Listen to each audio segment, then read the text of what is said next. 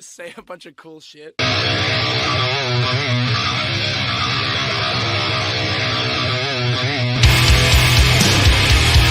got a lot to say, and even more to prove. I can tell this stress out.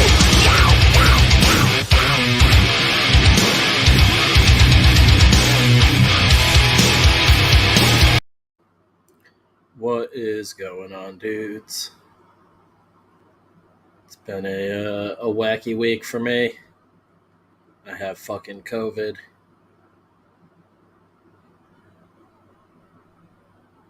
Just getting the link out real quick. Was supposed to stream with the Headshot dudes about a half hour ago. But they had to reschedule due to a family emergency of some sort. Oh shit, we're at 590 subscribers. About to break 600. That's wacky. We don't really pay attention to that shit. We're just stoked to have you guys. What's up? I'm off camera right now because I look like a fucking greasy mess from COVID. I've been showering like twice a day, but did not tonight. And I've been sweating my fucking ass off. This shit has my whole body aching, and I'm sweating like a goblin. It's gross, but otherwise I'm doing good. It's not whooping my ass too hard. I'm just very tired, and for someone who has severe insomnia and rarely sleeps as it is, it's been a weird change of pace. Yeah, I'm yawning right now. Fucking sorry. It's been a weird change of pace being fucking tired constantly. It's muggy as hell over here. It is here too, which is a horrible mix when you're passing out like a drunk baby everywhere constantly. I'm basically like walking around in a film of water. It's been gross. And I really haven't been able to draw anything because I start to draw something, I get all achy, I get tired, yawning again, and then I either pass out in my chair or I go upstairs and sleep again. But I'm hoping, because it's nowhere near as bad as it was yesterday, that it continues to get better and better, and I will be back on my feet soon. This has been fucking crazy, though. I've kind of been like feel like I'm like drunk constantly for the last couple of days. And we didn't even find out till yesterday we were even COVID positive. So the first couple of days I was just getting like weirdly lethargic and didn't know what the fuck was going on with me. Yesterday was the worst of it. And now today I'm just yawning like fucking crazy. I'm a dumbass, so I haven't even like cut back on smoking really, which is insane. I think it's funny though that I cut back on drinking big time and been like eating healthier and everything, and that immediately threw my ass over the edge. Evidently, I finally got the coof, but I'm doing good. No need to worry about me as far as I know. Beth seemingly had it worse than me, and she's doing a lot better now as well. We're both, like I said, still fucking exhausted constantly, but it hasn't been as crazy. And we're in a lockdown for now, hanging out at the house with our cats. I'm not worried. Yeah, right. I gotta do your fucking drawing, man. I am finally like warmed up and in a place where I'm liking stuff. Actually have your book still just sitting on my drawing table ready to go. But kind of got blindsided with all of this, and then was like stupidly today like, wait, is it safe for me to draw everybody's shit and then ship it out to them? Which as far as I know it is, so I'm not too worried about that. But yeah, the march to 666 subs. Hell yeah. We'll actually have that shirt proof soon. So when I'm back on camera, I'll have Jeff's sweet shirt. I'll just wear it constantly when I'm streaming. It'll be the stream shirt for this foreseeable future. the proof of the wizard shit shirt that we have on the new Second Chance campaign. I also talked a little bit with the printer today because they do embroidery as well, and we are looking into potentially doing some sort of embroidered denim jacket at some point.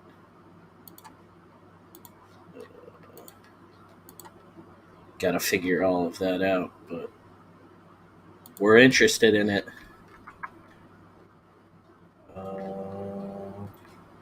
If they'll allow us to.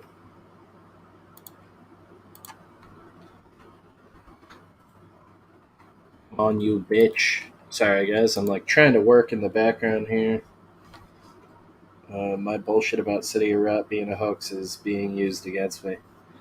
Yeah, right. That'd been funny all these years. I had someone the other day too that pointed out that I think in the Second Chance campaign it says like 2 years late or something like that, or more than 2 years late, and it wasn't even actually 2 years. But it was like I was rounding up, guys. It's not that serious.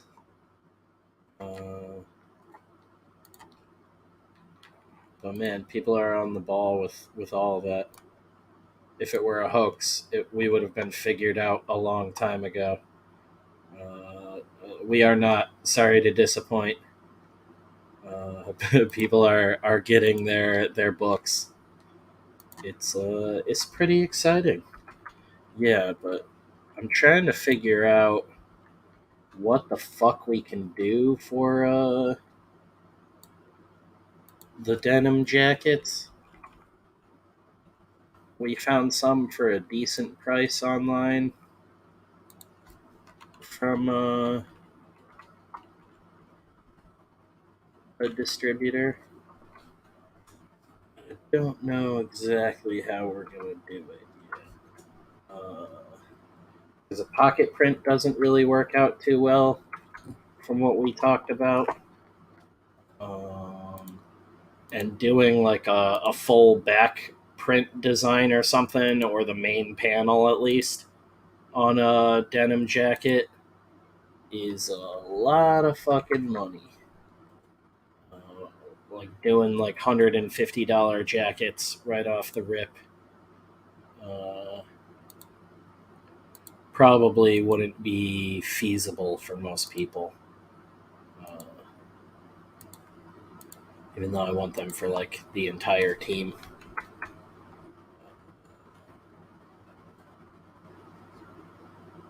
There we go.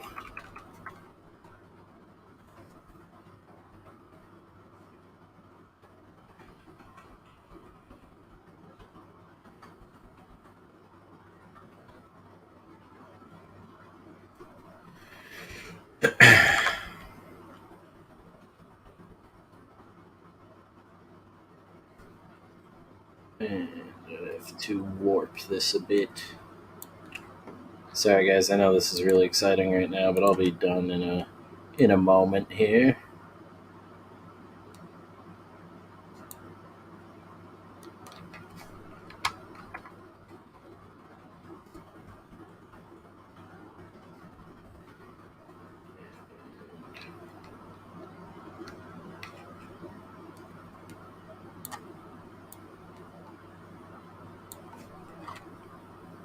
What is up, Colin? You're gonna model them with your mullet and handlebar stash? Yeah, man. I kind of regret that now. If we hit 5,000, I'm gonna go down to the handlebars again. Yeah, we're looking at something like this. Share my screen real quick. I think this makes the most sense. Obviously, this is just a rough mock-up.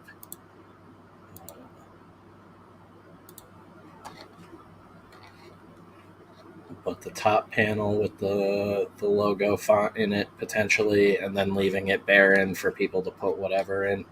But I'm thinking it would actually be the black denim with probably white stitching. It just is impossible to see on the black denim mock-up.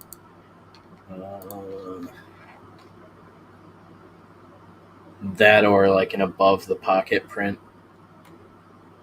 But I'm looking into different ones because if we make it, excuse me, I want it to be something that's actually like sturdy and shit. If people do want to patch them or whatever, or use them for actual work shirts or whatever. I like Prison Orange. See, I do too. That's what we were looking at. For the football jerseys we were looking at initially, because they have like Prison Orange. It looks like Halloween colors basically. It's like orange and black, and me and Beth really dug them. It was either that or like the black with the red and white that or the red and yellow that we've always used for our colors. That goes back to like my hardcore band days. What's up, Josh? Welcome. I like the orange too because I can wear that to work as a high vis shirt. Yeah, that's what I mean. Is like that also works out for that. Yeah, what was that website called that does them?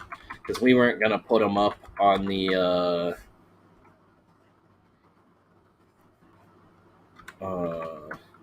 campaign.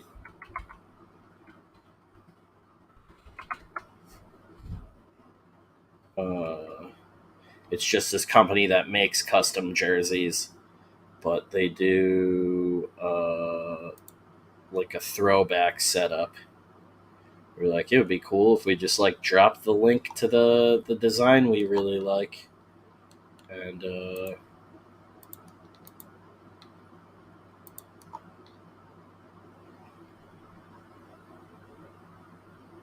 course their website sucks balls, so.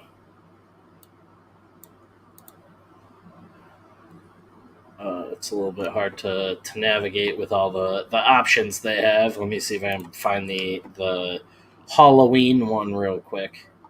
I think it was like $70 too with the jersey fully customized and everything. That's orange with gold.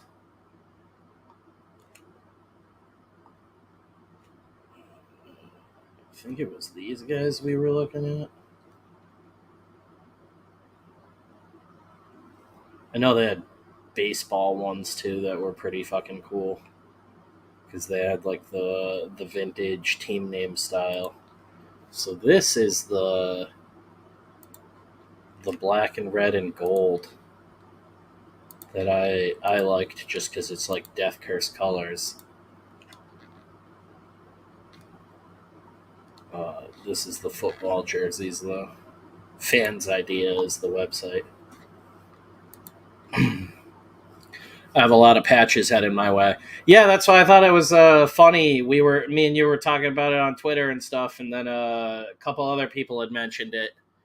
And then our printer today, after they sent me the pictures and video of the proof getting made, you mentioned that they also do embroidery and stuff like that. And I was like, oh, maybe if we did like a simple jacket. These, though, I'm probably just going to get myself a Death Curse jersey because I'm a big hussy. Maybe put Spritzer on the back. But yeah, that Death Curse and the fancy writing on the chest. I got my Alterna 666 jersey, and I'll have my Death Curse one as well. What is up, Padrino? Yeah, I'm trying to think. I don't want to talk too much about Prey and all of that because I know we're going to talk about that on the podcast and with the Headshot dudes. I think we're going Monday now because they had to postpone. I almost got a custom tracksuit once. Place would do velvet, but it was like $300. Too fancy for me. Oh man, don't tell me shit like that. I'll be on that in a heartbeat. Death Curse tracksuits, boys. It's over.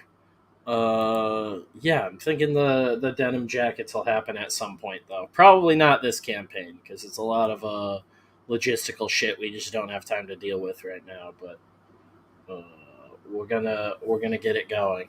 Uh, Velour tracksuits would be wacky as shit. All 20, or I should say, Jeff is all done with the inks on Can't Kill Cade 3. Nick is working on the colors. I'm working on the letters. The deadline's like a week away. You gotta love it. But we're gonna be ready. And it's gonna tear ass. We've been making jokes in the alternate chats and stuff like that. Well, I have been that we want it to outsell the spring and summer campaign all in Cade copies. So we need people to come out in full swing, get that fucking book, help us get shit back on track. Because I promise you, you will not want to miss the ending to this one. I've been excited to get to it for a very long time. Things changed a bit, but still fucking excited to get there. Everyone looking like George Costanza. I saw Bullet Train and Super Pets today. I'm still curious about Bullet Train, but it's like going into that like the new like quirky blockbuster territory that I don't quite understand or care for. But I'm curious. We were like pretty openly skeptical of Prey, and I watched that last night like right at midnight and was honestly pretty blown away at how solid it was, and that they finally did what we've been talking about forever and just like went back to basics on it and made a movie that fucking makes sense. uh, was really impressed with it, and it pays off on everything. Fucking Chekhov's bone mask and Chekhov's quicksand pit. It's a very. There's still like little things with it that I think could be tightened up in like editing and things like that, but that's like getting really particular like film snobby with it. But overall, it was a fantastic watch. If I could get a physical copy of it, it would be going in my collection right next to Predator 1, 2, and Predators. You guys know I'm a big fanboy for Adrian Brody on that one and the whole cast, and I thought that was a lot of fun because it kind of dove more into the world of like the Dark Horse comics and stuff, and just did a fun little throwaway story, and that's kind of what this did. But it was Prey Blu-ray later this year. Oh, did they already announce it? Because originally it wasn't getting any physical release. If it is now, I will definitely be scooping it up. I was like, God damn, dude! Right after I watched that movie, I wanted to do some Prey sketch cards. It was like, fucking, really impressed with it. Really enjoyed it. That oh God, what's her name? Something Mid Thunder. Got a bunch of actual natives to play the characters. Didn't force it down your throat. Really practice that show don't tell mentality of filmmaking, which is especially brilliant with I think that's the best of both worlds in this whole like representation argument we've been having, where representation works if you do it authentically and you just show the cool shit about it. That's what worked out in The Northman. It's what everybody's really digging about Prey. It's like, wow, look, we got to see like how natives would actually take down like a greater foe in like a believable, grounded way.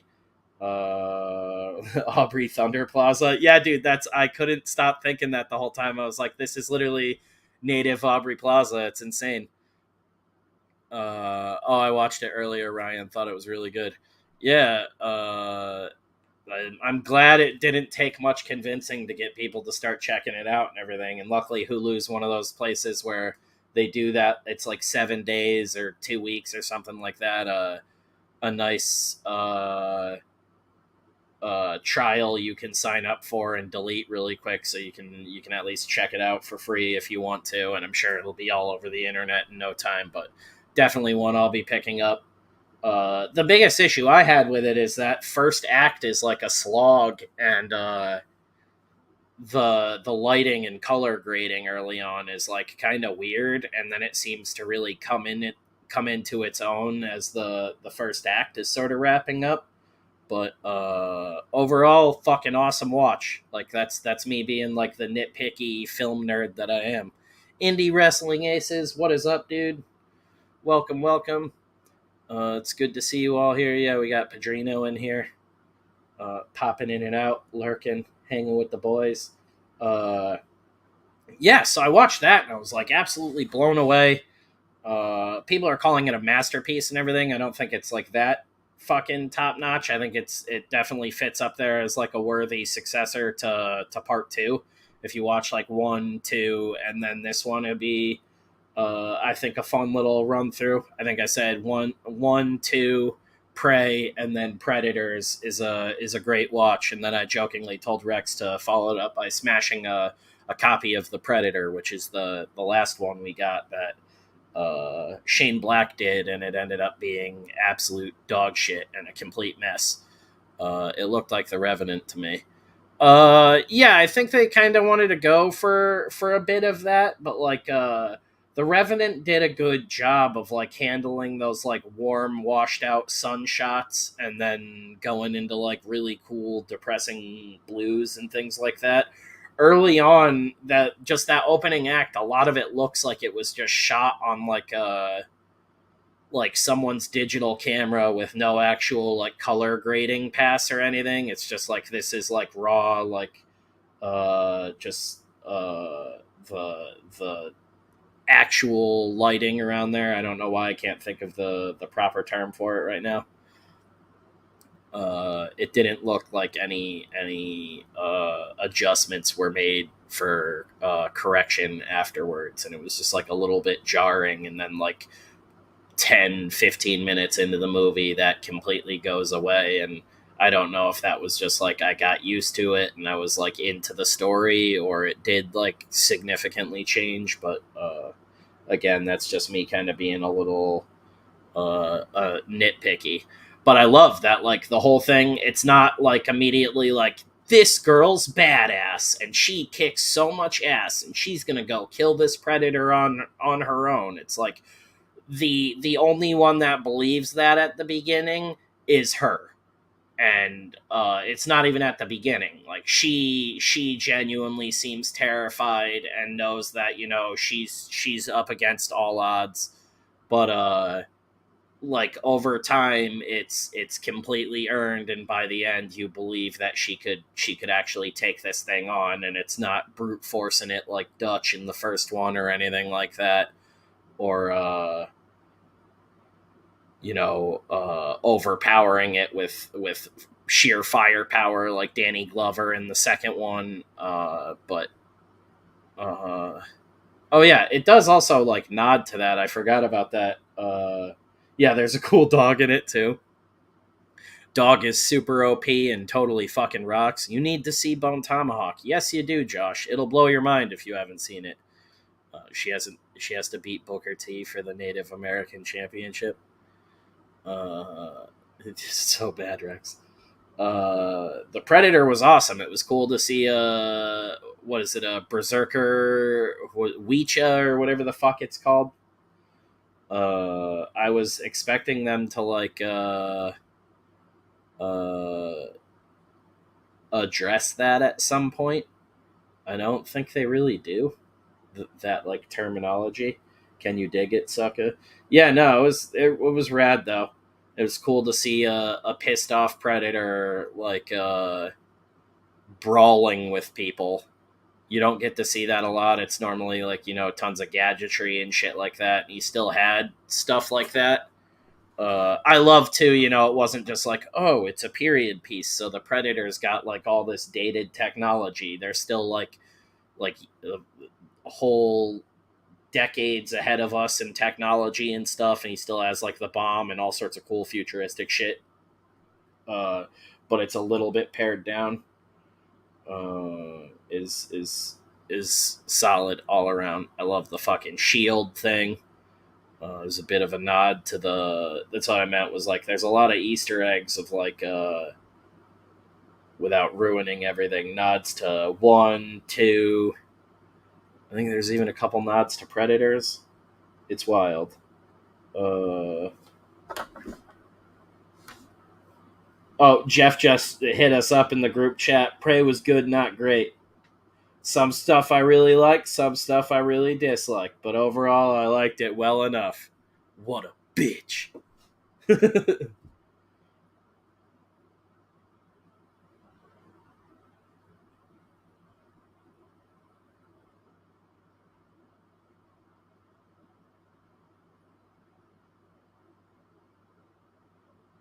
I had to make fun of Jeff a little bit. Why didn't the Predator just throw a blanket on her?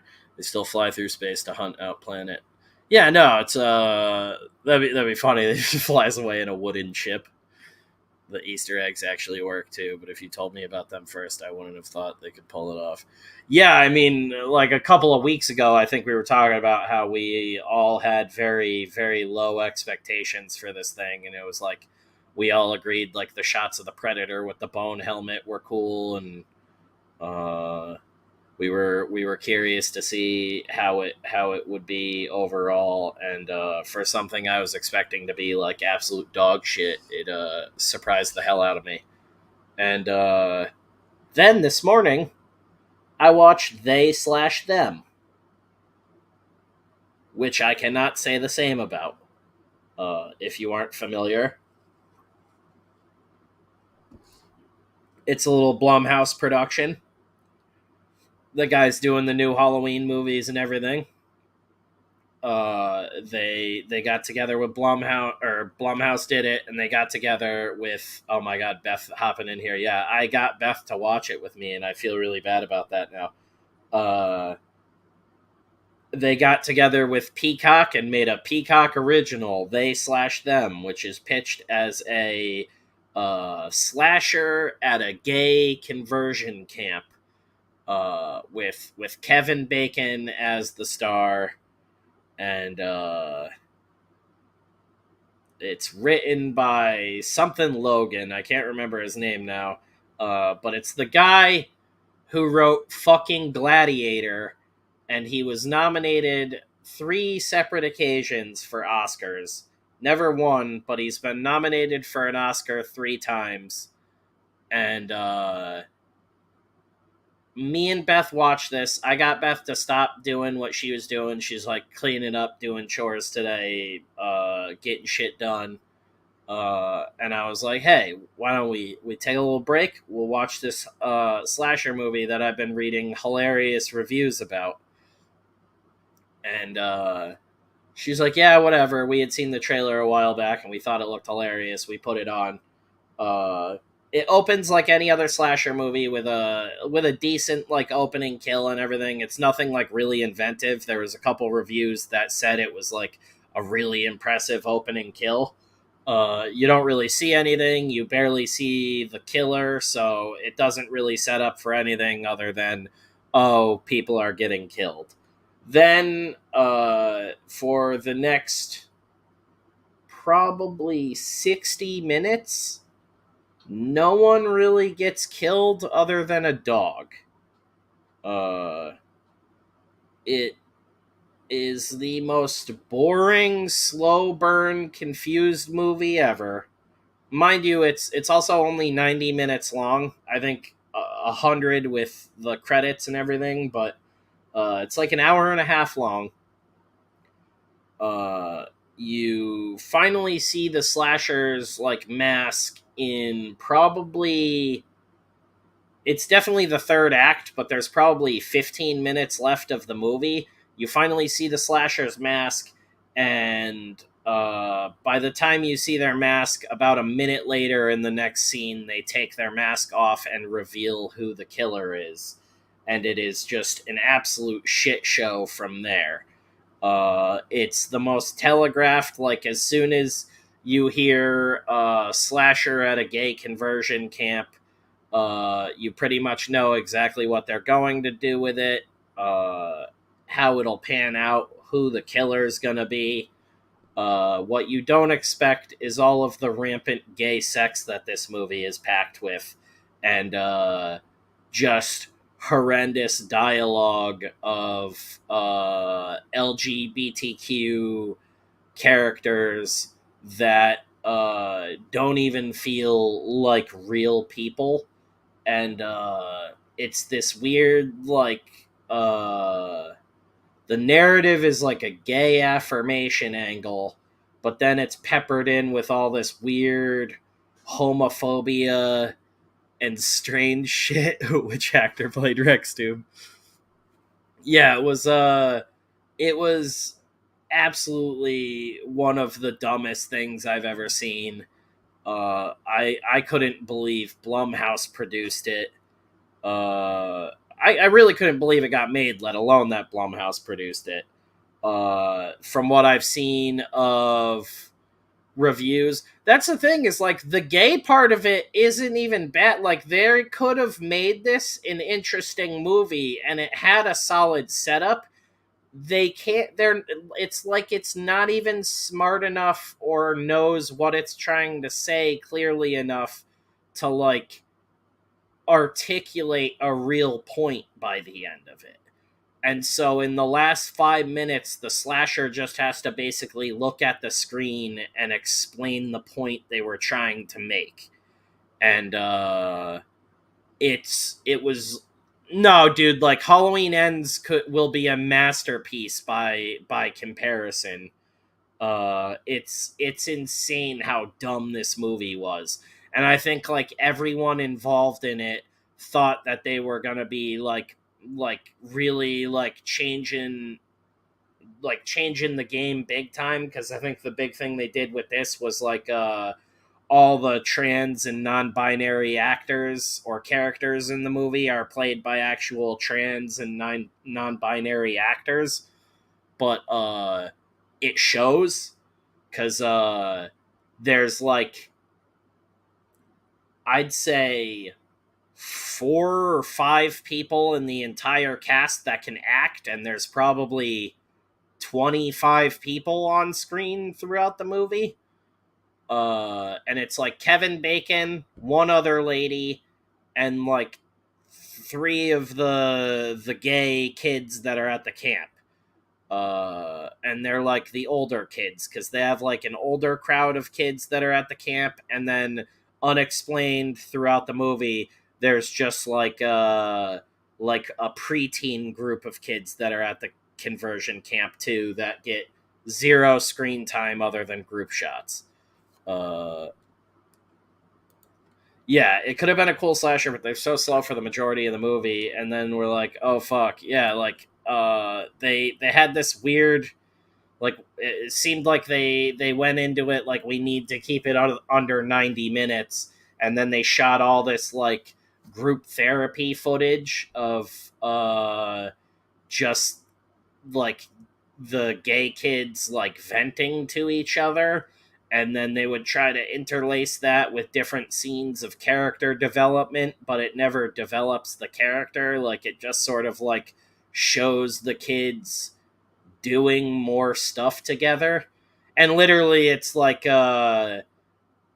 they're trying, it felt like it was like we thought we were watching a parody movie like halfway through, because it's like, what would like an old man think like young gay teens are doing, is how this whole movie felt. It felt like an out of touch old like conservative guy writing his idea of like what gay kids are doing in secret. It was like the 80s satanic panic for gays, but then mixed in with like a gay affirmation movie, which is totally fine. Like, it, like, again, if it was handled properly, there's like a point that could be made there that's like, be whoever you are and be who you want to be in life. I think is the point they're trying to make, but it's so fucking convoluted and stupid by the end. And it also basically poses the idea that like all of these gay kids are like horrible people, and basically outright has Kevin Bacon the whole movie saying that it's they're horrible people because they're gay. And it just sort of like escalates over and over again from there, in a very, very expected direction. Poppers and E. Yeah, no, it was a very funny movie for all the wrong reasons. And afterwards, Beth was like, "Why the fuck you stopped me from getting work done to watch that? Like, goddamn you!" Uh, it was really fucking goofy, and I think the best thing about it was probably the slasher's mask design, and it gets absolutely no playtime. And all of the press that they did for it was the director up his own ass talking about all the like pre-production work they did on the mask and how they went out of their way to design it and come up with this idea of like it's they slash them. It's a whole movie about a whole slasher movie about like struggling with your gender identity and how the world perceives you versus how you perceive yourself. And so the best they could come up with is it's basically a woman's face, but it's got stitches down the middle of it, and one half is like a woman's like androgynous featureless face, and then the other half is skeletal. And it was simple and effective, but literally you see it for about 30 seconds of the movie, and then the character pulls their mask off, and it was like, it was me all along, and it's exactly what you thought it was. It's a gay kid who used to go to the camp, who figured out what the camp is doing, and is taking them out, and they're gonna go across the country, wiping out all the conversion camps in the world. Like, really, I wouldn't spoil a movie like this normally, but this movie is dog shit and no one should watch it. Like, it is so fucking dumb. The acting is so bad. I felt bad for the fucking... So the main character is like a non-binary kid. They're they. A they, them. That's like the whole hook. Like, that's probably why this movie got made in the first place, is they were like, it's a they, them lead. And the movie's called They / Them, but everybody's going to think it's just called They, Them, because you literally abbreviated it like that. I think Kevin Bacon thought, like, this movie was going to cut together and be, like, a brilliant, like, it was going to make sense and, like, be cogent and make that point that it was trying to make. And it doesn't. Somewhere in the editing, it seemingly turned into a mess. But the most, the worst part of it is I felt bad for the, like, non-binary kid who plays the lead by the end of it, because they were not ready to be the lead in a movie. And I saw a couple of people like, whoa, cool to see a badass non-binary in a movie. And I'm like, I guess so, but that did not translate as badass at all. There's a fucking hilarious scene with guns where everybody is just blasting 22s for like 5 minutes straight and no one ever reloads, and it's basically like an uncut like montage of just them fucking unloading rounds on paper targets over and over again. And I like could not stop laughing because they use it as a way to like make her seem like a badass, or they seem like a badass. I think that's the thing too, is like there's a bunch of parts in the movie where characters get like misgendered, and you're supposed to be like, oh shit, that's fucked up, but like you have to really pay attention by the end of it to realize like when someone's being misgendered, because it is just so fucking all over the place. And that's like a thing, is like Kevin Bacon's character makes these like slights that just come across as hilarious, where he'll keep calling someone like he or she when they're like, I present as a woman, or I present as a man, thank you very much. But, you know, they set all of that up at the beginning of the movie, and then they never really talk about it again. they just expect you to remember. So when Kevin Bacon like passive aggressively misgenders one of them in a random innocuous conversation, you're supposed to like pick up on that and be like, oh my god, he misgendered them. But I didn't. I was like, I forget what everybody is like. I just assume now if they look like a girl that they are supposed to be a girl. Like I think that's what it's supposed to be doing. But I was just like, this movie is so fucking dumb. By the end of it, it was just like it felt offensive to the gay community. I was like, if I recommended this to any of my gay friends, they would be like, "What the fuck, dude?" Slash her, yeah. You take it up the ass, you're a star. Yeah, it was really weird. Where like there's a few like genuinely there's a couple of the kids where like I said they're cast because they're like actually gay and stuff like that. There is the most flamboyant, over the top gay black dude, and he is the best character in the movie. Like he's actually funny, he hits his comedic marks, he's got good fucking timing, and he's actually acting, and it feels farcical with everyone else around him. Like it's like insane. It feels like Kevin Bacon, the flamboyant black kid. There's a blonde girl who's a pretty good actor, and she starts to even ham it up towards the end. They got like a big gay ginger guy who's like my size as like one of the counselors, who's supposed to be creepy, and he's just like obviously like a big gay bear. It's like really funny, like really funny for no reason. And then the funniest part was just like, all right, I gotta go smoke a cigarette, this movie's insane.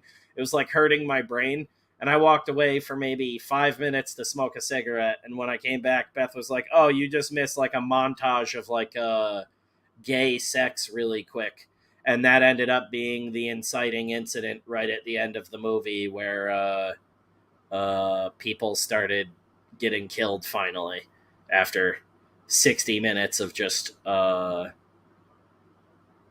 gay culture exploration. It even breaks out into song at one point in time. Like I can't make this shit up, guys. It literally was like you got like a group of conservatives together in like a boardroom, and they were like, all right, what's some gay stuff we can all think of? We got to make the gayest movie ever. Like, give me some gay stuff. Put it up on the board. This sounds as fun as getting my balls smashed with a hammer. Yeah, it was, does the killer target everyone or just the people running the camp? Metatron's Cube. Fantastic fucking question. So in a real slasher movie, the killer would target everyone, right?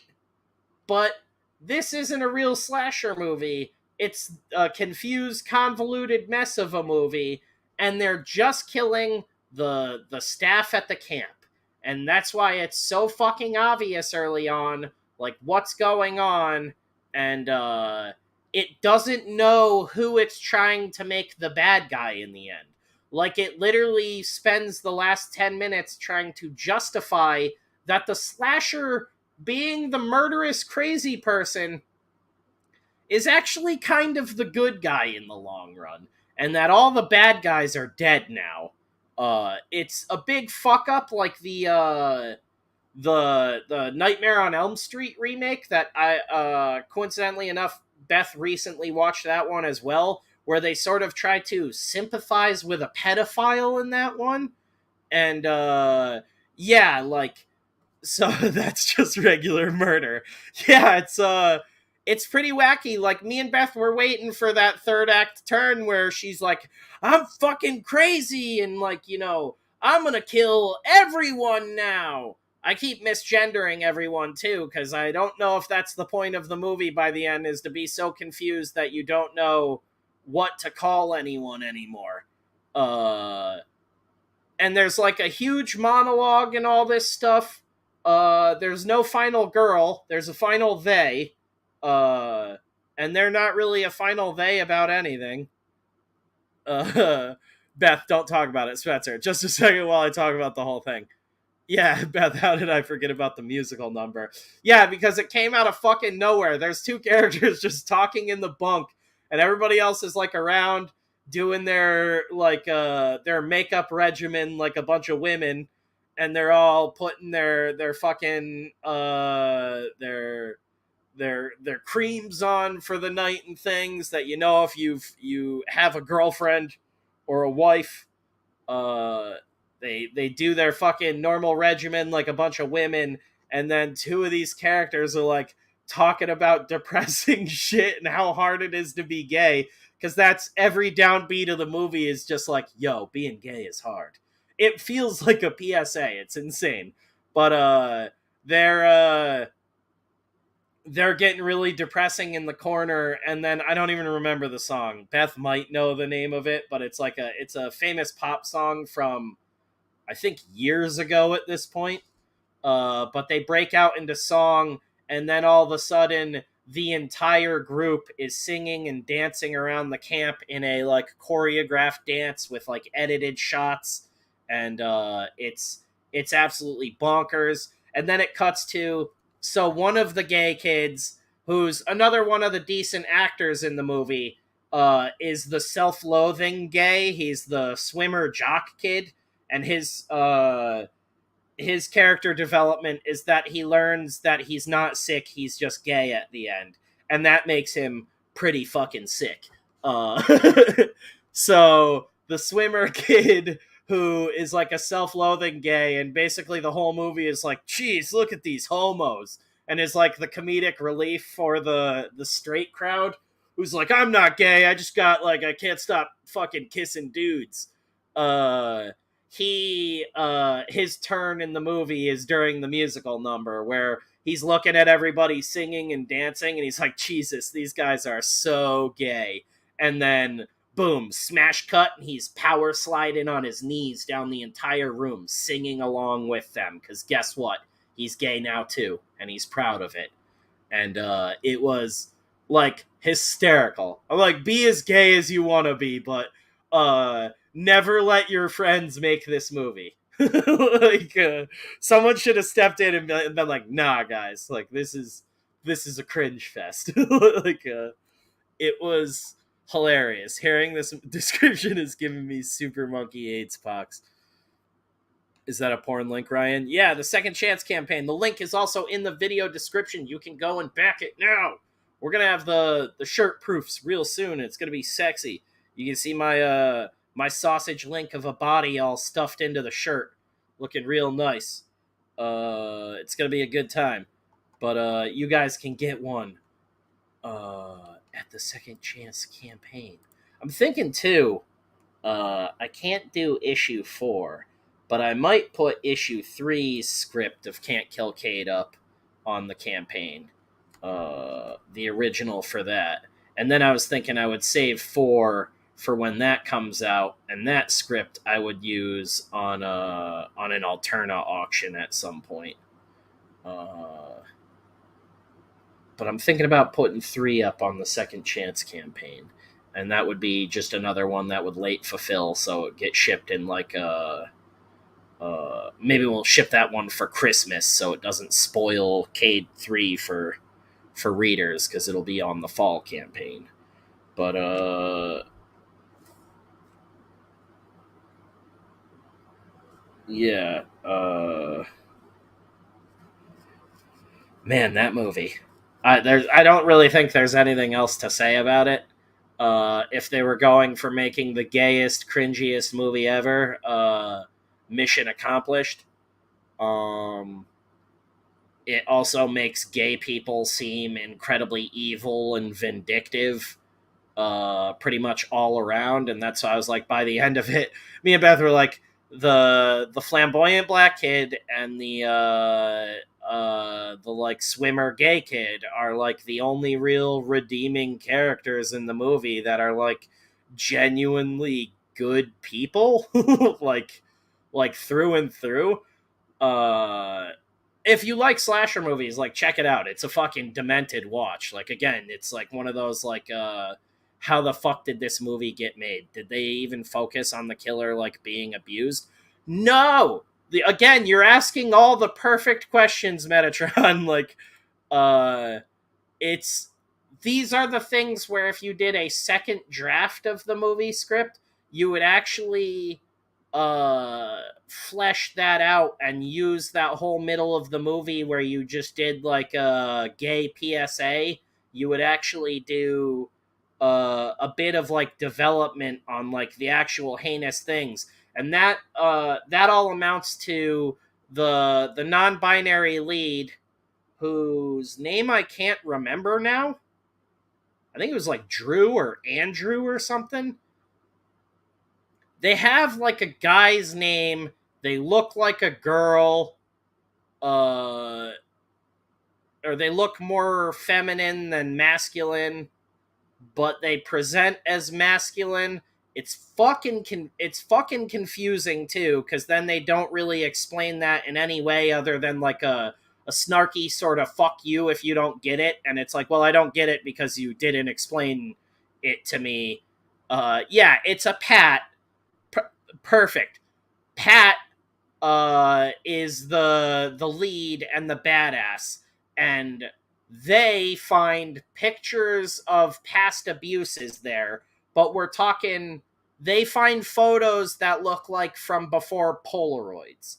Like, we're talking like some tintype photography photos of like abuse victims and stuff who you have to assume were like gay children in like the 40s on like tintype photograph, like the quality of the photo, I should say, because they're also all printed out on like perfect glossy 5x7 like digital photo prints, like you went to Staples to get your tintypes printed out, which is another part that is fucking insane that I don't think Beth even really picked up on, but I just was like laughing and shaking my head at that point. So she's sifting through like pristine digital photos of tintypes of children being abused, and what Kevin Bacon refers to as the lobotomy table later on, which is this one photo you see that's literally just a steel table with a little blood stain at one side of it. And it's like, oh, spooky. Like, it looks like a bunch of screenshots from Silent Hill were printed out on like 5x7 and 8.5x11 photo paper. And they being that one Pat, find them, and then another character comes in and finds them looking at the photos and was like, hey, what are you doing? And they're like, oh my god, this is what they were doing here. And they don't talk about it again until the final act of the movie, where you find out they're still sort of torturing kids at the school or the camp. And Kevin Bacon makes mention that it's not that bad anymore because they used to just cut chunks of their brains out so they wouldn't be gay anymore. Now they just tase them a bunch.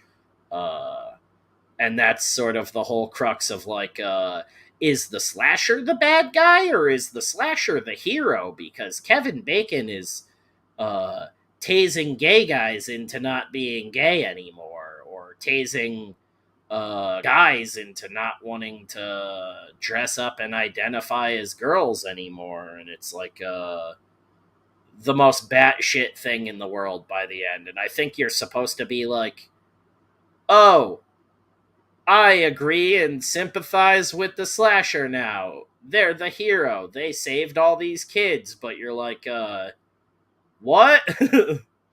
It's a lot of like, what the fuck was the point of this movie? Because again, by the end of it, the gay affirmation isn't even that bad. There's a couple characters that like develop and make that point properly, where you didn't need to beat people over the head with it. Like the flamboyant black kid and the swimmer kid should have been the like leads of the movie. And you see that very early on, that like during the shoot, they were like, oh fuck, these are the guys with like real charisma and that can actually act. Like, we fucked up. because the non-binary kid is a fucking wooden board. Like, me and Beth were like laughing out loud every time it would cut to them, and they would do like, they're like, we have to go back for the rest of them. They would do it for us. Them, they, and thus we gotta do it for them because they do it for all of us. I think they and them was probably said like as many times as fuck was said in Casino.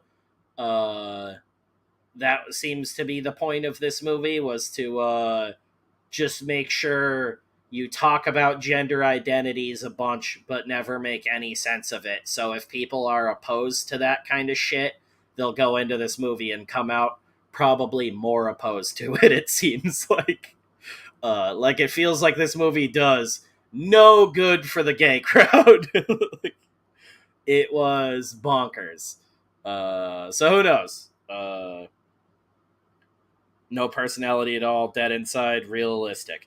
That's a bit of the like sort of like what they try to drive home to is like that's what conversion camps do to gay kids, is make them like husks of themselves. And it was like, yeah, man, you really should have like focused on that. Like, that would have been a movie. Like, and then, you know, killed people throughout your slasher movie and not in the first 2 minutes and the last 10 minutes. Because holy fucking shit, for Blumhouse thinking they're like the House of Horror now and that they can do no wrong, they really just been fucking up left and right lately. And I'm like, hey, I can put a political message in a movie too and still have it fucking make sense and entertain people and be what it set out to be. Like, what the fuck is going on lately? Why are horror movies getting lazier by the day? We had Wrong Turn like a year or two ago get remade. That was dog shit. We got this now. She had a slew of fucking remakes I can't even remember. Texas Chainsaw Massacre was a fucking butthole, and I feel like I need to go back to that and figure out like if I'm just a dickhead or if it really does absolutely blow. But man, dude, it is a big fucking bummer to see all of this, and I'm just like, we need someone who's willing to dump like $1 million a movie into a modest slasher franchise. Like Hatchet should have been that, but Hatchet is too busy trying to be fucking meta and like referential to things as a whole instead of just trying to stand on its own first now. It's a bummer, man. Like, even for a gay convert, like I said early on, man, when that trailer dropped or when it got announced, I was like, don't bash it. It could be, you could take that and make a really fucking smart movie with it. Like, you never know what's going to happen, but as should be expected at this point, most people will take the laziest, easiest route and write the most rudimentary bullshit you can imagine. And we got a kid that used to go to this camp that got the gay shocked out of them and has no joy in life anymore, goes back and kills all the other counselors. Shocker. Exactly what you would expect. They try to say there's a twist in it. I watched the movie and I didn't see a twist. Like, I was waiting for Kevin Bacon to be like, I'm actually a woman presenting as a man. And like, there's like nothing like that. Like, you know, like the sleepaway camp twist. But yeah, there's no actual twist. I guess the killer's reveal is supposed to be the twist. And it was like, yeah, of course. You're like, yep, that's exactly who you thought it was. Like, it sucks. It's telegraphed. It's lazy. Blumhouse, you should be ashamed of yourselves. Holy fuck, man! Like, insane. This shit of like, just because it's LGBTQ or whatever, it gets greenlit and made, needs to stop. Like, stop treating these people like fucking tokens to win brownie points with a phantom fucking audience. If you want to fucking make a movie about gay people, try and like earnestly fucking write a good movie for them, you pieces of shit. This is wildly offensive and stupid, and thinks the least of its audience possible, and basically is like spitting in your mouth and eyes the entire movie. It's like a vindictive and stupid fucking film, and I cannot believe it was made by the guy who wrote Gladiator.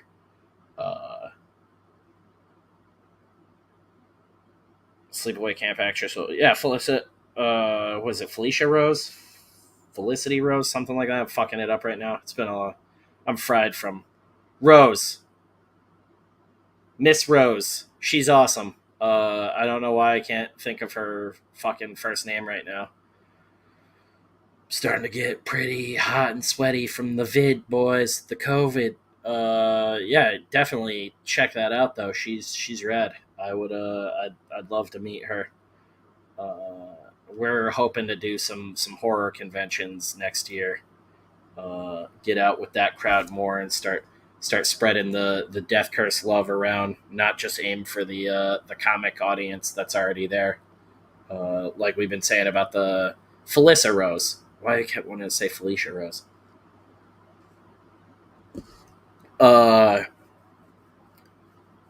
Yeah, I want to get out to more of those. Kind of like the Eric July stuff we were talking about. Sort of casting a wider net is like don't forget about your comic readers and comic fans and stuff like that. But start casting a wider net and looking at different audiences that aren't necessarily those people getting into shops and checking out the stuff on Indiegogo already and into that whole Twitter comics scene. Josh Rogers, did you like The Black Phone? I haven't watched it yet, but I saw that. I believe that one's also coming to Peacock on the 12th.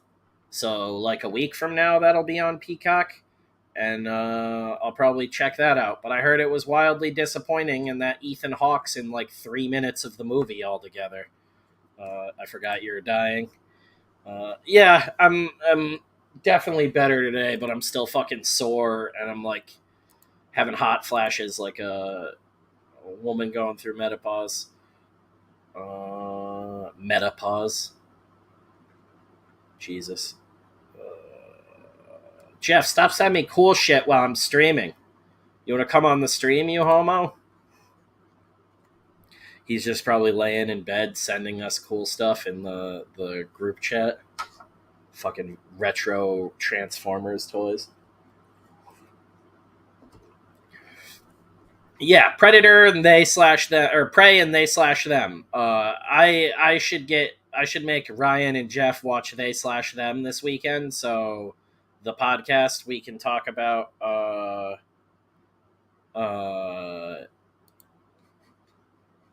what's it called? Both of them. We can talk about Prey and they/them and get the feedback on them. Prey Prem. Josh says, no, that's not true. He's in the movie. Oh no, I get that, but I read multiple reviews that literally said like the amount of screen time he has is like very low. I know it's under 10 minutes, which is they basically pulled like a Joker in Suicide Squad, which is fucking wacky. I keep hearing too that the short story by Joe Hill is better than the movie and like more brutal.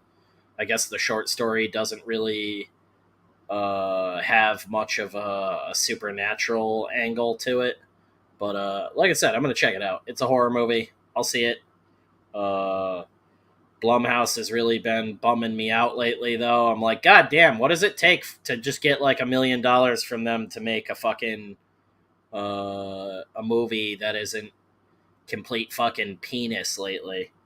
Because these are getting crazy. Like, I can't even think of like a memorable kill in this movie that was like, oh shit, like Sling Blade without empathy. Yeah, I don't know, man. It was weird.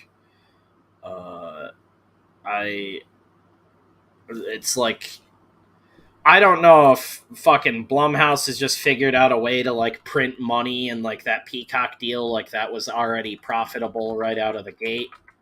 But it's perplexing, dude. Like, oh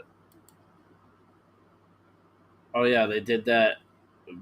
Was it BJ Novak movie too? Vengeance. That was in theaters July 29th. I didn't hear anything about that. Man, they/them. A movie that'll be forgotten about in like a week. It's impressive how fucking dumb it was. I'm shocked. It's almost like uh like antithetical to what they were trying to achieve too. It was like, if this was a political statement that was trying to help the gay community, it feels like a hindrance in the long run. So it's brutal. The real victim was Beth. Yeah, right. Well, that's been the cornerstone of our entire relationship. Was like, we started, like, I basically knew Beth was cool when I got her to watch the entire Friday the 13th series, and she was basically like, well, they weren't all dog shit, and one of her favorite ones is my favorite ones. It's like, this girl's all right. But consistent cornerstone of our relationship has been getting Beth to watch absolutely dog shit horror movies, and she's made up for it by suggesting absolutely dog shit horror movies for me to watch with her too. So it's a give and take. It's still together time. Yeah, man, that's all that matters. But yeah, the cornerstone of our relationship is torture. Hell yeah. Tone, what is up? Taking a moment out from reading to say hello. Hello. I'm wrapping up in a minute too. I'm fucking like dying right now, and we're past the hour mark. I try to keep these little smoke breaks short. I believe we'll be doing a stream Monday night with the Headshot dudes. I'm gonna have to figure out that with the podcast and everything. Maybe the dudes will want to record on Sunday this week. We'll figure it out. But I will be on with the Headshot dudes at some point if it doesn't get postponed again. Hopefully I can sweat this goblin shit out tonight and be like back on my feet somewhat tomorrow. Yeah, we will get back on track with things. I got to do that Rex book sketch, and then I got to do GJ's sketch cover. So I'm going to start busting those out on draw streams this week. Maybe tomorrow if I'm not a complete fucking goblin, like I said. Yeah, it's fucking Friday, man. It's insane. It's about to be Saturday. I lost like this entire week to this fucking sickness. But yeah, we're gonna get back on track, and I will hopefully be doing a draw stream in the next 12 hours. Yeah, I need to stay up and work on stuff, feel better, fat ass. Hey, the good news is I lost like 10 pounds from this shit. So it's not all bad. But yeah, thanks for hanging out with me, guys. Thanks for watching, and I'll be back tomorrow. Maybe we'll draw some Predators or something. I'll see if Jeff wants to get on for a draw stream, and we can bang out some sketch cards. But yeah, take it easy, dudes, and I will